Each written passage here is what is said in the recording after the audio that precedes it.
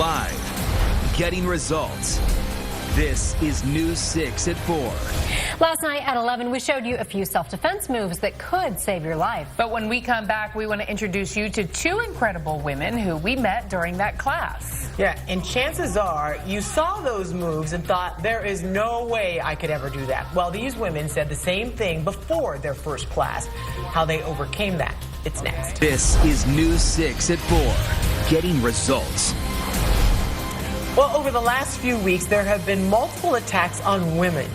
One was just getting home from work, the other simply trying to enjoy a book at the beach. One of those women put her accused attacker in the hospital. Another, a teenager, bit her attacker in order to get away. So Lisa, Julie, and I worked with a self-defense expert to learn what it takes to fight back. Yeah, last night at 11, we showed you some of the moves and techniques that could help get you out of a bad situation. And you can see that story right now on clickorlando.com. But if you looked at that story and thought, there is no way I could ever do that, let us introduce you to two women who said the exact same thing.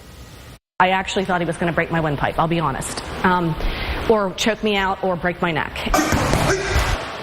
Lori Coyview was at a karate seminar the first time someone bigger and stronger than her put her in a chokehold. Even in that setting, which is a controlled setting, there is an element of fear. But what if you're not in that controlled setting? What would they do if somebody tried to take my son, my daughter, my baby? I'm gonna strike you right there. Self-defense and martial arts trainer Mike Friedman has a simple answer. If my man grabs me, I wrap up two knees. 1, 2, push. He makes it sound easy, but what if violence isn't your natural response? Like I punch and I'm sorry, I don't want to hurt, but we do want to hurt him. How do we get over that? Before we do any kind of training, you guys have to make a mental switch in your head. It's a mindset action. I don't want to be powerless in a situation. Jocelyn Gonzalez decided to become a self-defense student to help protect herself and her kids. And you realize that you may be the difference between life and death. But she admits it wasn't easy at first. You are very self-aware. You don't want to hurt. You don't want to create the moves. But as time goes on, you become more comfortable with yourself. You understand what's really in you. Sometimes we go through life thinking that everything's going to be okay. The reality is you have to make it okay. Former Lake Mary police officer Zach Hudson says if you get into a situation where you have to protect yourself, you have to give it all you've got. It's not about technique. It's about your mind. It's about your emotions. By you showing aggression and being prepared to defend yourself, most attackers don't want to deal with that. And he's probably not expecting you to fight back either. No, he's expecting to surrender.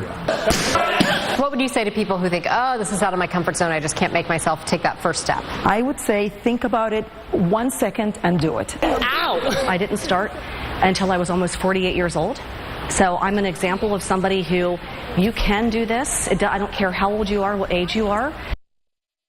She was incredible. Yeah, I remember her. And you don't want to mess with her. And, you know, she looks great. And that was another thing about this this defense class, if you will, is it's a great workout. I mean, those women were very as strong. you can see how what great shape she was in. Yeah, you're not just learning techniques, you're also getting in great shape. It's a whole thing going on. And coming up at 4:30, Zach Hudson will join us here on the set with a few more tips to help you stay out of and get out of scary situations. So a lot more good information coming up. I really enjoyed that. And what I think is so great and what a lot of the women were telling us, it's just kind of role playing and practice, because many of you, or many of us, don't really think about what would happen if we were in that type of situation. Even if what you would learn we do? one thing, it could help. Yep, absolutely. All right, Chief Meteorologist Tom Soros joins us now. He says he's not going to mess with some of us here at the desk. That's right.